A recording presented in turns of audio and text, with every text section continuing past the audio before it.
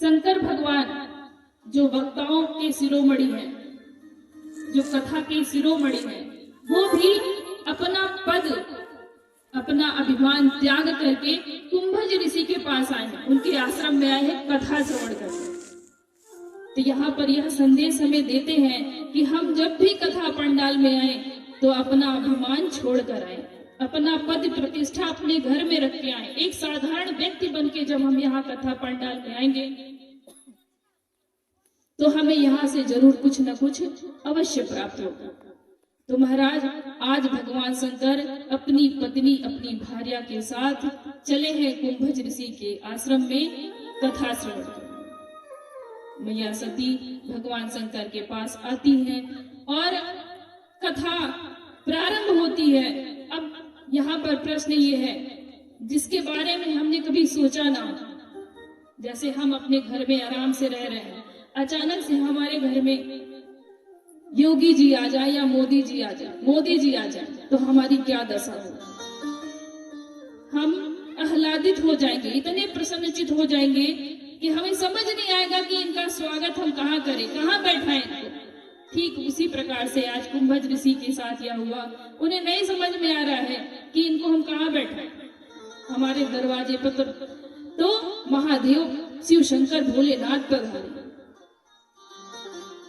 कुंभज ऋषि अपना आसन त्याग करके आते हैं, भगवान भोलेनाथ का पद प्रक्षालन करते हैं, चरणोदय लेते हैं और उनकी सेवा, यथोचित सेवा करते हैं। यह देखकर मैया सती के मन में यह संशय हो जाता है कि वक्ता आया है कथा सुनाने, हम आए हैं इनके दरवाजे पर कथा सुनने। इसका मतलब इनको ज्ञान नहीं, ये हमसे बड़े हैं तभी तो हम इनके पास आए थे, लेकिन इनको तो ज्ञान ही नहीं है, ये उतर के हमारी ही पूजा कर रहे हैं।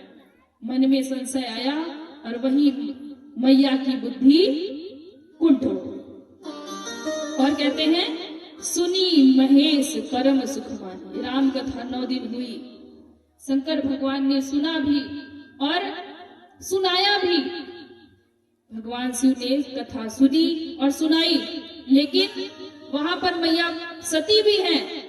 शंकर भगवान ने अच्छे से सुनी और मैया के पल्ले कुछ नहीं पड़ा। क्यों? क्योंकि जब हम अपने मन में पहले से ही संशय बैठा कर यहाँ आएंगे तो हमें कुछ नहीं समझ में आएगा, या हमें तभी से बताया जा रहा है कि अगर संशय मन में लेके आएंगे तो यहाँ कुछ नहीं समझ में आएगा। ठीक उसी प्रकार से मैया सती के भी मन में कुछ नहीं समझ में आया। और अब आज चलने का जब समय हुआ तब भगवान शंकर जी कुंभज ऋषि को भगवान राम की भक्ति प्रदान करते हैं और वहां से चलते हैं। कैसे चलते हैं? ऊपर से जा रहे हैं, मन में गुनगुनाते हुए जा रहे हैं कि हमने तो भगवान के दिव्य पावन चरित्रों को सुना, लेकिन अगर हे नाथ, हे राघवेंद्र सरकार, अगर आपके दर्शन भी हो जाते तो हमारा जीवन और भी धन्य हो जाता।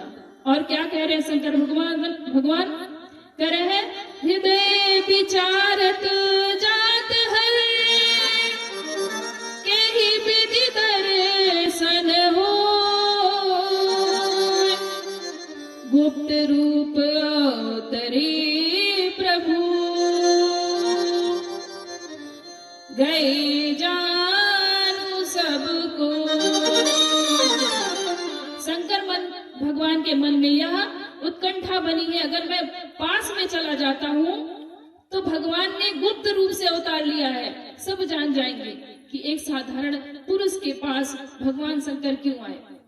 लेकिन अगर दूर से ही मेरा दर्शन हो जाता तो मेरी कान तो मेरे धन्य हो गए हैं, अगर आंखों से दर्शन होता तो मेरी अखियां भी धन्य हो जाती। ऐसा सोचते हुए जा रहे हैं। तब तक भगवान की माया देखिए, उधर शंकर भगवान जा रहे हैं, नीचे से भगवान राम वन में विचरण कर रहे हैं लक्ष्मण जी के साथ। मैया सीता जी का हरण हो चुका है, प्रभु रो रहे हैं, लक्ष्मण जी उनके साथ रो रहे हैं और पत्तों से, पेड़ों से, पक्षियों से, पशुओं से पूछ रहे हैं, हे खग हे मृग मधुकर श्रेणी,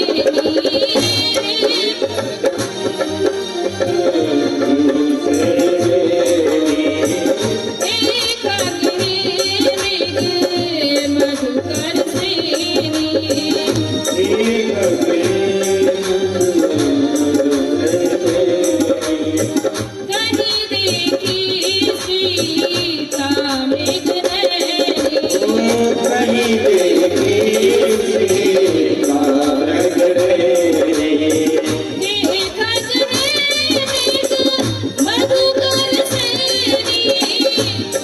नहीं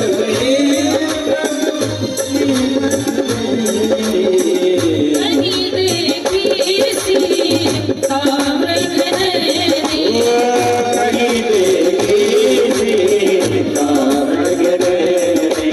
देखत मन है मधुकर सेनी, नहीं देखी सीता मृग नैनी, देखत मन है नहीं देखी सीता मृग नैनी।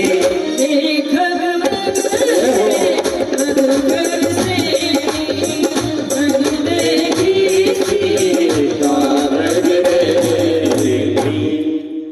भगवान राम सबसे पूछ रहे हैं कि हे पेड़, हे पशु पक्षी, क्या आपने मेरी सीता को देखा है?